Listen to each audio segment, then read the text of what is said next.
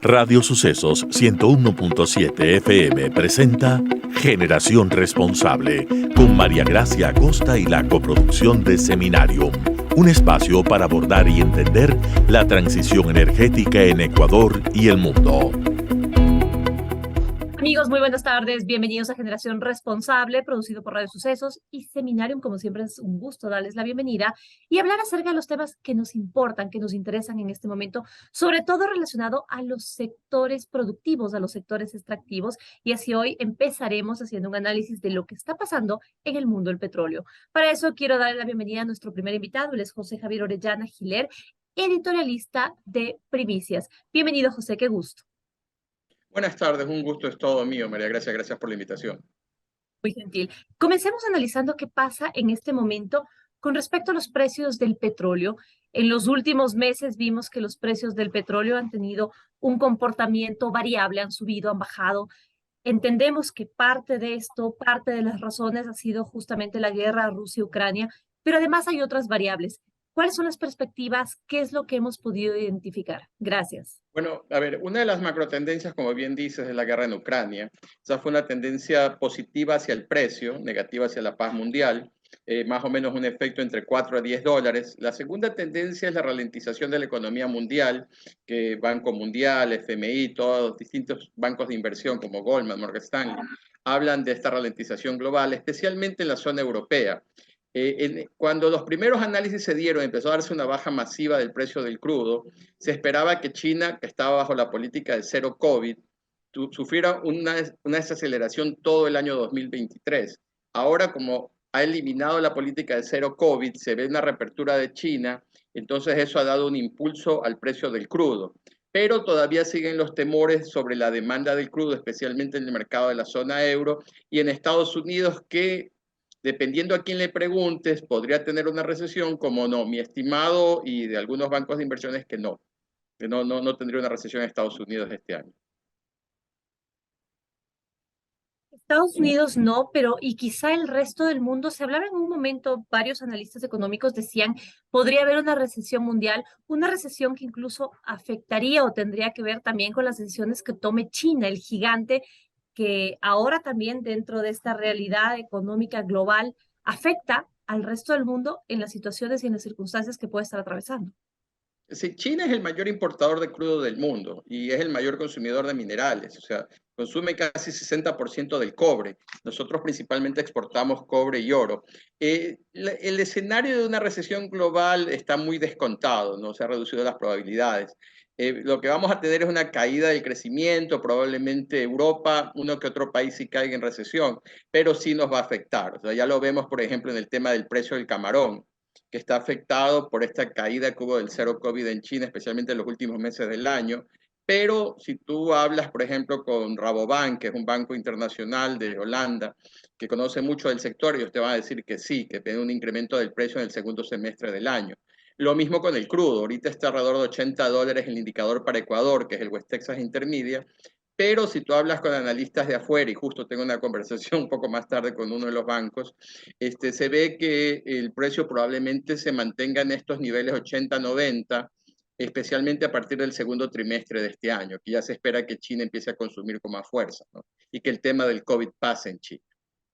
Lo cual sería favorable para nuestro país considerando la proforma presupuestaria que está en una cifra inferior a este precio que es el que se mantiene en este momento, pero no veríamos entonces que suba mucho más, que pase nuevamente esta barrera de los 100 dólares.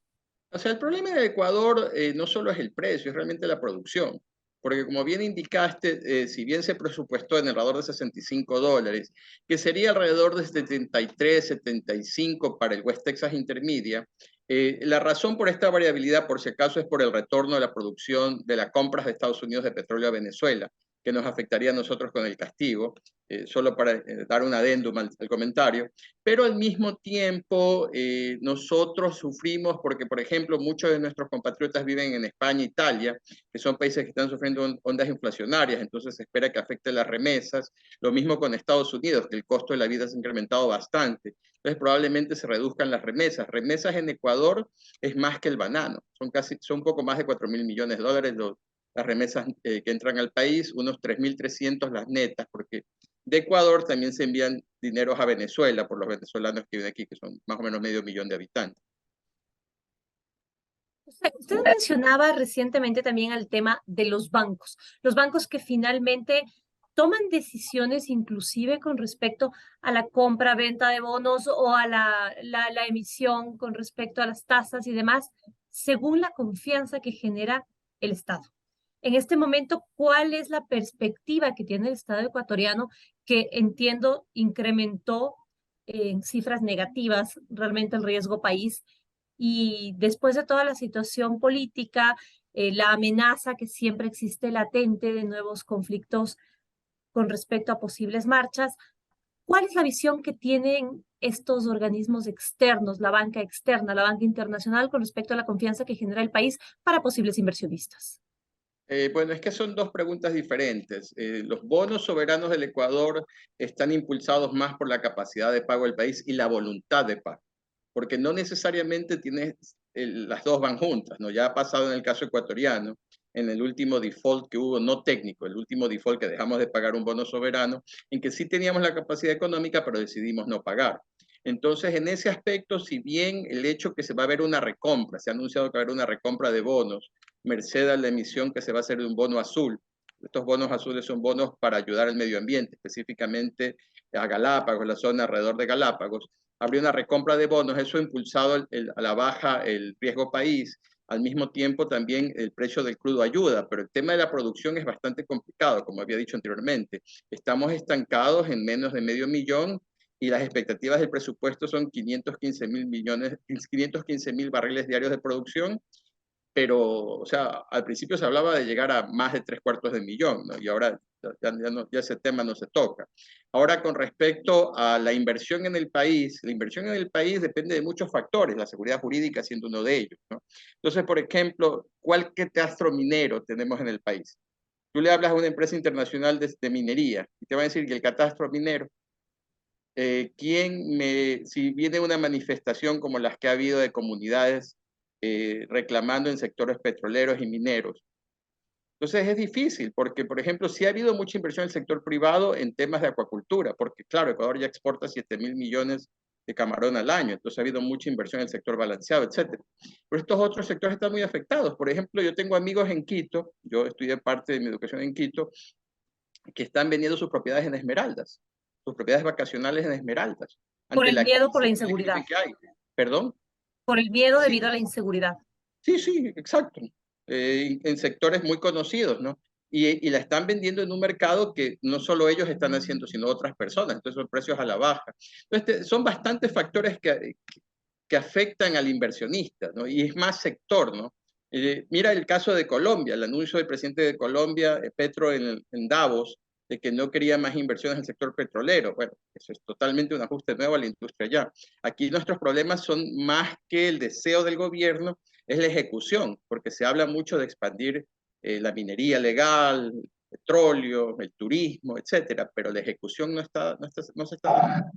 Y es porque no se toman decisiones como, por ejemplo, que usted mencionaba, la apertura del catastro minero, que ya se dijo, si no me equivoco, fue en el mes de junio, mayo, junio, se dijo que se iba a abrir a finales de este año, del año pasado, a El inicios año de este pasado. año, y finalmente no ocurrió.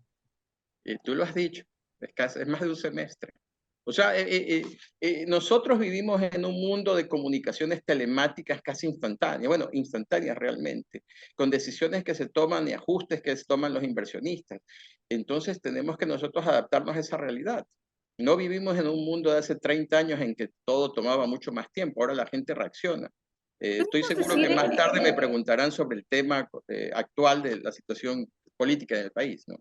exacto. Y podríamos decir al respecto que se necesitaría, por ejemplo, que se empiecen a generar políticas de Estado en ciertos temas como el sector extractivo, en el que las inversiones son sumamente grandes y necesitas niveles de confianza enormes para poder seguir inyectando capital y recursos al país y que no varíen las políticas según quién sea el gobernante de turno, cuál sea su ideología o a quién responda.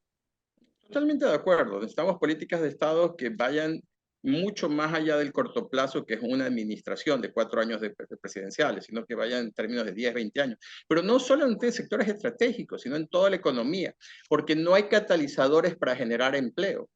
En otras palabras, sí, la economía está creciendo 3%, quitémosle el crecimiento poblacional que es 1,5, entonces crecimos 1,5, pero eso es un factor muy pequeño de crecimiento. Tú necesitas realmente catalizadores que aceleren la generación de empleo, y eso va en muchos sectores. Por ejemplo, todos los que son servicios de outsourcing. El otro día estaba conversando con una tarjeta de crédito de Ecuador y el servicio de call center lo estaban dando desde Guatemala. Y eso pasa mucho, ¿no? Por las dificultades que hay para proveer estos servicios desde el Ecuador, en distintas reglas. Entonces, tienes que, no solo los sectores estratégicos, no, toda la economía tiene que ir por un proceso de apuntar hacia la atracción, no solo de la inversión de fuera, sino de la inversión local y a la generación de negocios que creen empleo.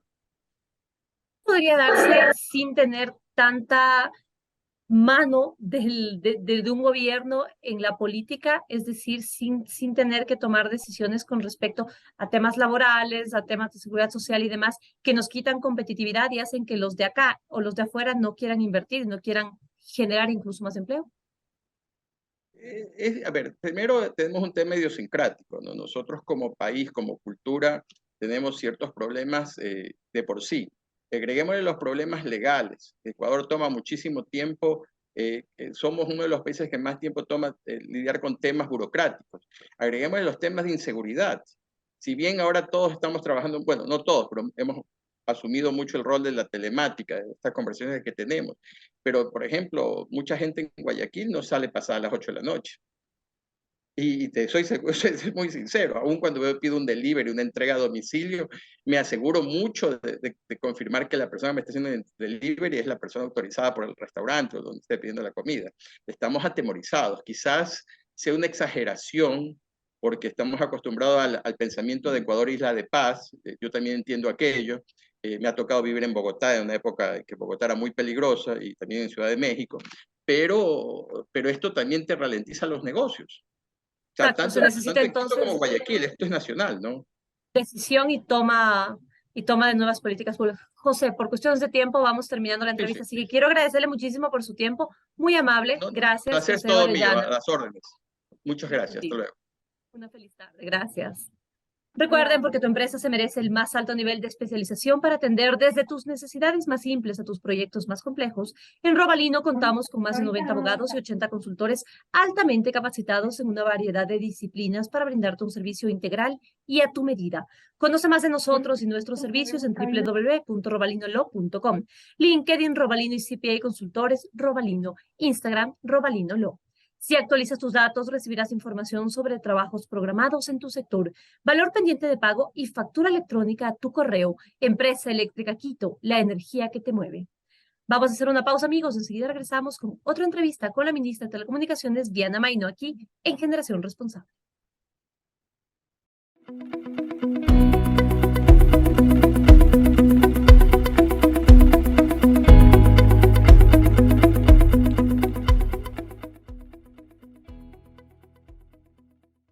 Seguimos en Generación Responsable. Cuando se trata de tu empresa, quieres asegurar que esté en las mejores manos. Además de nuestro alto nivel de especialización en asesoría legal corporativa y 10 años de crecimiento, en Robalino contamos con la mayor presencia regional en el país y más de 17 reconocimientos internacionales que reflejan el compromiso con nuestros clientes. Conoce más de nosotros y nuestros servicios en www.robalinolo.com. LinkedIn, Robalino ICP Consultores, Robalino. Instagram, Robalino Lo. Recibe en tu celular información sobre el servicio eléctrico, actualiza tus datos en nuestra página web o en agencias de atención al cliente. Empresa Eléctrica Quito, la energía que te mueve. Y a esta hora quiero darle la bienvenida a Generación Responsable a la ministra de Telecomunicaciones y Sociedad de la Información, Diana Maino. Ministra, muy buenas tardes, bienvenida, gracias por acompañarnos en Generación Responsable. Buenas tardes, gracias por la oportunidad de estar aquí, estimada María Gracia, en Radio Social. Muy gentil, le agradezco. Empecemos hablando acerca del panorama digital, la transformación digital en Ecuador. ¿Cuáles son las principales tendencias en este momento? ¿Cómo está el avance de nuestro país con respecto a la región y el mundo? Bueno, aquí le quiero comentar que nosotros avisoramos la transformación digital como un tema de modernización del país, no del gobierno solamente, sino de todo el país. La nueva modernización del Estado pasa por transformarlo hacia lo digital. y por depurar procesos y simplificar pasos y trámites y hacerle la vida al ciudadano, fíjese, con mayor bienestar. Entonces, a sus preguntas puntuales, las tendencias principales en los temas de transformación digital, bueno, es un concepto amplísimo, como ve, la modernización de un país pasa por no solo el gobierno, sino las empresas privadas, la academia, la economía, las finanzas privadas y públicas y todo, en realidad. Pero si queremos tal vez partirlo en compartimentos grandes, por decirlo así, podríamos hablar de gobierno digital, que es la parte de trámites públicos, simplificación, procesos, pagos en línea a temas de gobierno, poder hacer los trámites propiamente en línea, además de que sean más simples y de que, por ejemplo, sean punto a punto. Quiere decir que tal vez ya no tengo que ir o meterme, si quieres, en la plataforma del SRI y luego en aduana y luego en otro, sino hacer todo el trámite como un ciudadano de manera integral. Eso es un poco lo que podemos pensar o entender como gobierno digital. Comercio electrónico, que tiene un crecimiento enorme en el país. Fíjense que cerramos el 2022 con cerca de 4.000 millones de dólares en transacciones de comercio electrónico, que no es una cifra bastante importante para la economía del país. Quiere decir que cada vez en el Ecuador vendemos y compramos en línea, más. Y pagos digitales, que obviamente pues es una derivación del comercio electrónico. ¿Por qué se compra y transa tanto en línea? Porque hay las posibilidades de pagos también digitales. Por esa vía, con mayor fluidez, no solamente en tarjetas de crédito, sino en plataformas o pasarelas de pagos que facilitan esto, que se implementarán cada vez más como billeteras electrónicas y otros medios de pago. Ministra, y esto pudimos identificar que quizá durante la pandemia, cuando más se intensificó el tema del e-commerce y demás, fue cuando muchísimas más empresas, inclusive empresas de emprendimientos y demás, comenzaron a utilizar ese tipo de tecnología y de requerimientos de digitalización y, como usted lo dice, pasarelas de pago y otros aspectos. Correcto, en la pandemia es cuando esto se potenció de manera irreversible. Y un poco para quienes nos escuchan, la tecnología avanza 5 años a 1 desde la pandemia. Hoy, como seres humanos, nos cuesta irnos empatando con el avance tecnológico que, como decía, es irreversible. Y sí, durante la pandemia se evidenció que lo más cerca que podemos estar de los demás es conectados digitalmente. Ahora, con respecto a los sectores de la economía. Fíjense que los grandes héroes ocultos de la pandemia estuvieron apoyados por la tecnología. Las vacunas, ¿cómo llegaron? ¿Cómo le llegaba la alimentación a su casa? ¿Cómo hacía compras de comidas preparadas en restaurantes y tal? Uber, todas las plataformas digitales fueron los grandes héroes de la pandemia, las plataformas de servicio. Ahora, con respecto, ministra, a los sectores de la economía que están siendo más, no sería la palabra afectados, pero sí beneficiados, en este caso por la digitalización, ¿cuáles son estos sectores? Sí, hay unos sectores que obviamente tienen una mayor incidencia o componente tecnológico en el caso del país, porque esto podría variar por otros, pero más o menos en la región son similares, son el sector financiero, el sector salud, educación y también en el sector productivo algunos. En nuestro país puntualmente podemos poner el ejemplo de la pesca y la agricultura. Regresando un poco, en la parte financiera, justamente esta mañana hemos tenido una reunión con las principales autoridades del sector financiero, la Junta de Regulación de Política Monetaria, la Superintendencia de Bancos, el clúster financiero, la Asociación de Bancos, porque de su lado ellos tienen en su cancha la ley FinTech, que establece la parte tecnológica en el ámbito, o todo el desarrollo tecnológico en el ámbito de finanzas y la parte financiera, y eso va de la mano con nuestra regulación también de transformación digital, que deben evidentemente integrarse. El sector financiero es un gran ejemplo de cómo cada vez vemos menos personas, para poner algo gráfico para nosotros, menos personas en una instalación bancaria, en una agencia bancaria, y muchas más. Hoy por hoy hay mucha más transaccionalidad en línea financiera que presencial. Y eso es lo que va a ir pasando en otros sectores. Como apoyo, en cambio, de lo tecnológico, no como en vez de, que sí es lo financiero, en vez de asistir, transa digitalmente. Como apoyo a la educación y a la salud está en este caso la parte de tecnología, como recursos adicionales o facilitación. Ahora también, ¿cómo está abordando el gobierno este tema de transformación digital? ¿Qué es lo que ustedes están haciendo quizá como novedades en la transformación digital? Bueno, tenemos algunas cosas que se han hecho. Fíjese que el día viernes pasado, la firma S, que es la firma electrónica oficial, le hizo un upgrade a versión 3.0. Quiere decir que esta nueva firma ya permite que se unifiquen las firmas que son privadas, que antes no entraban en la plataforma. Si usted tenía su firma en alguna institución de estas particulares que la tenía registrada, su firma electrónica, ya va a poder transar en firma.es y próximamente lo podrá hacer también desde un teléfono celular. Lo cual nos da seguridad, protección de la información y a su vez facilitación de que cualquier firma electrónica válida, oficial, pueda articularse con firma EC, ¿no? En el caso de la cédula digital, todos los ciudadanos podemos descargarnos en la aplicación, en la app gov.es, la cédula digital. ¿Para qué nos sirve? No solamente es una cédula digital de que la tenemos, digamos, como una foto, sino que nos sirve para que nuestra identidad sea preservada y para quien se la exhibimos pueda verificar con el validador que la app le da de que esa persona es realmente esa persona a través de un código QR. Ejemplos rápidos de las cosas que se han hecho. En el ámbito financiero hay muchísimo que se ha avanzado en este tema de productos de transformación digital. Hemos avanzado también, por ejemplo, con ciudades inteligentes. Tenemos mucho que ver con sostenibilidad ambiental por vía tecnológica. Ministra, ahora que usted habla, por ejemplo, del tema de la firma electrónica y demás, son aspectos que necesitan y que requieren bastante seguridad. Y hubo un momento en el que existieron hackeos a instituciones públicas, privadas y demás. ¿Cómo evitar desde el gobierno que existan nuevamente estos hackeos? ¿Ha habido este tipo de actos últimamente? Bueno, usted mismo como periodista entendida en la materia me podrá responder y ojalá sea notorio para quienes nos escuchan hoy. Hemos hecho como gobierno y como país, porque realmente la ciberseguridad es un tema país, un gran trabajo, un profundo trabajo en protección de información. Nosotros tomamos el gobierno hace un poco más de 1 año y medio, 20 meses para ser exactos, el día de hoy, 20 meses, con un índice de ciberseguridad de 26 sobre 100, índice universal de Naciones Unidas. Estamos cerrando el año anterior con 38, 12, 13 puntos. Un poco para referencia, se suben anualmente 3 puntos por año. Hemos hecho un gran trabajo, falta mucho más, por supuesto, pero si ustedes pueden ver, y es lo que le decía, que ustedes en su opinión más experta y más objetiva, si quiere, porque una de todas maneras está dentro del tema, no hemos tenido incidentes de protección de información en todo el año 22. Todo el año 22. A lo que usted se refiere fue antes. Se han tomado muchas medidas.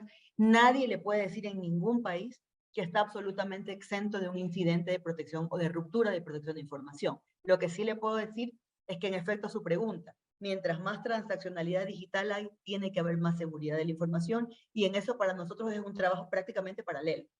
Tiene que ser así, más digitalización, más protección y en eso venimos trabajando con resultados que para la ciudadanía son evidentes. También hacemos desde capacitación a ciudadanos, porque la protección de información parte de nuestra información desde personal, ¿no? De lo que compartimos, sí, somos corresponsables sin lugar a dudas. Sí, la gente dice, me hackearon mi cuenta de redes sociales, sí, pero tenías la información de la clave públicamente, me explico. Entonces, la protección de información parte desde las personas y nuestra información personal hasta las empresas privadas y obviamente el gobierno, que ya es otro nivel de mucho más alto de protección. Pero en esto hemos venido trabajando muy fuertemente, tanto en capacitación de las personas, desde ciudadanos hasta funcionarios y especialistas en esto, hasta equipamiento, de la mano con la Unión Europea, con la OEA y particularmente con el gobierno de Estonia, que es el gobierno más electrónico y ciberseguro del mundo. Estuvieron la semana pasada aquí. Vienen cada 15 días, cada 20 días y nosotros vamos y tenemos un enorme avance gracias a esa asistencia amplia internacional que tenemos,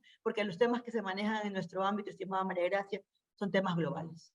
Un país no es un país digital, es una sociedad digital que se enlaza con el mundo. Por tanto, nuestros estándares son siempre internacionales.